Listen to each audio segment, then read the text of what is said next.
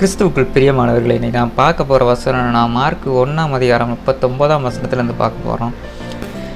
கலிலேயா நாடெங்கும் அவர்களுடைய ஜெப ஆலயங்களில் இயேசு பிரசங்கம் பண்ணி கொண்டும் பிசாசுகளை துரத்தி கொண்டும் இருந்தார். கலிலேயா நாட்டில் எல்லாம் ஜெப ஆலயங்களில் ஏசப்பா என்ன பண்ணாங்கன்னா பிரசங்கம் பண்ணிக்கிட்டும் பிசாசுகளை துரத்திட்டு வந்துருக்குறாங்க. அப்போ ஒரு குஷ்டரோகி வந்திருக்கிறான். அப்பொழுது குஷ்டரோகி ஒருவன் அவரிடத்தில் வந்து அவர் முன்பாக முழங்கால் படியிட்டு, உமக்கு சித்தமானால் என்னை சுத்தமாக்க உம்மால் ஆகும் என்று வேண்டிக் கொண்டான். அப்படி பிசாசை துரத்திட்டு இருக்கும்போதும் பிரசங்கம் பண்ணிட்டு இருக்கும்போதும் குஷ்டரோகி அந்த இடத்துக்கு வாரான். வந்து கடவுள் முன்னாடி முழங்கால் படிக்கிறான். முழங்கால் படிட்டு, உமக்கு சித்தமானால் என்னை சுத்தமாக்க உம்மால முடியும், உமக்கு சித்தமானால் உம்மால் முடியும் அப்படின்னு சொல்கிறான். உடனே இயேசு என்ன பண்ணுறாருன்னு அடுத்த வசனத்தில் பார்ப்போம். இயேசு மனதுருகி கையை நீட்டி அவனை தொட்டு, எனக்கு சித்தம் உண்டு, சுத்தமாகு என்றார். உடனே இயேசு என்ன சொல்கிறாரு? மனதுருகி கையை நீட்டுறாரு. கையை நீட்டி, எனக்கு சித்தம் உண்டு, உனக்கு சுத்தமாகட்டும், இந்த குஷ்டம் சுத்தமாகட்டும் அப்படிங்கிற மாதிரி சொல்கிறாரு.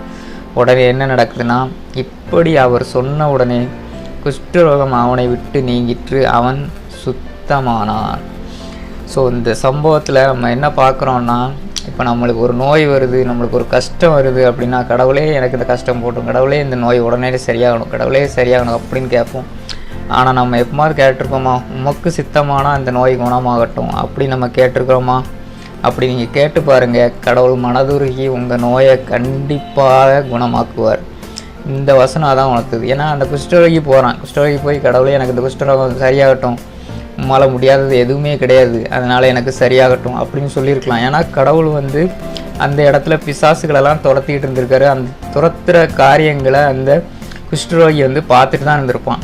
அப்படி பார்த்துட்டு இருந்தான்னா அவனுக்கு தோணியிருக்கலாம், கடவுள் அவரால் முடியாத காரியம் எதுவுமே கிடையாது அப்படின்னு சொல்லிட்டு அவன் இப்படி கேட்டிருக்கலாம், கடவுளில் உம்மால் ஆகாத காரியம் எதுவுமே கிடையாது, அதனால் எனக்கு சுகத்தை தாங்க அப்படின்னு கேட்டிருக்கலாம். ஆனால் அந்த குஷ்டரோகி அப்படி கேட்கல. உமக்கு சித்தமானால் எனக்கு என்னே சுத்தமாக்க உம்மால் ஆகும், உமக்கு சித்தமானால் உம்மால் ஆகும் அப்படின்னு சொல்கிறான். நம்ம அப்படி என்னைக்காவது நம்ம ஜபத்தில் அப்படி கேட்டிருக்கோமா? இல்லை நம்ம சும்மா நார்மலாக எனக்கு இந்த நோய்க்கு சரியாகட்டும், கடவுள் இந்த நோய் சரியாகட்டும் அப்படின்னு கேட்கோமா? கடவுள்கிட்ட நம்ம எப்படி கேட்கணும்னா, கடவுளை உமக்கு சித்தமானால் என்னை குணமாக்கும், உமக்கு சித்தமானால் இந்த காரியம் உம்மால் ஆகும். அவருக்கு சித்தமானால் தான் ஆகும். கரெக்டாக இந்த வசனம் அதுதான் குறிக்குது.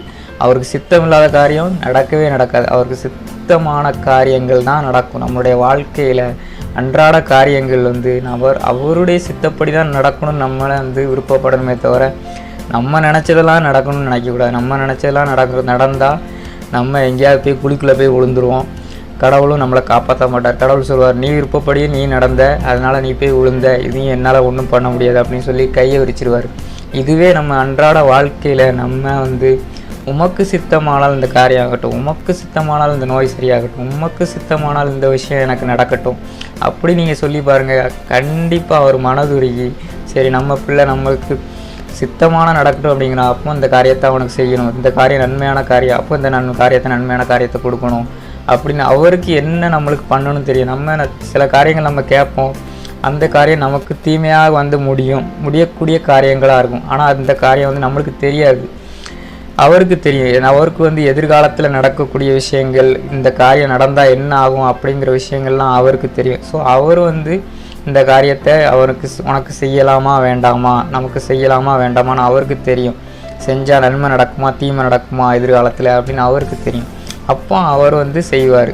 நம்ம இஷ்டப்படி எனக்கு இது கண்டிப்பாக வேணும், இது கண்டிப்பாக எனக்கு தேவை அப்படின்னு கேட்டோம்னா சரி வச்சுக்கோன்னு கொடுத்துருவாரு. கடைசியில் அது நம்மளுக்கு தீமையாக முடியும்.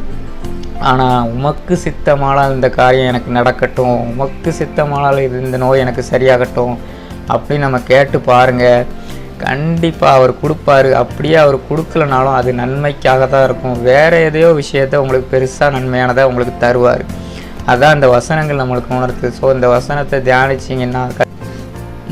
தியானிச்சிங்கன்னா கண்டிப்பாக நீங்கள் இந்த மாதிரி உங்கள் ஜபங்களில், உங்கள் ஜப நேரங்களில் இந்த மாதிரி நீங்கள் கேட்க பழகிக்கொள்வீங்க. ஸோ அதான் அந்த வசனம் நம்மளுக்கு உணர்த்துது. ஸோ கடவுளே, இப்போ நம்ம ஜெபம் பண்ணலாம். ஏசப்பா, இந்த நேரத்தில் நாங்கள் உங்களை கூப்பிட்றோம்.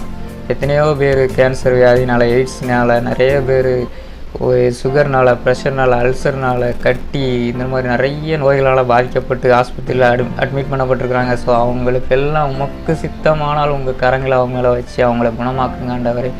இப்பொழுதே அவர்கள் நோயெல்லாம் உமக்கு சித்தமானால் அந்த நோய்களெல்லாம் குணமாகட்டும். இயேசுவின் நாமத்தில் ஜெபங்களும் நல்ல பிதாவே, ஆமென்.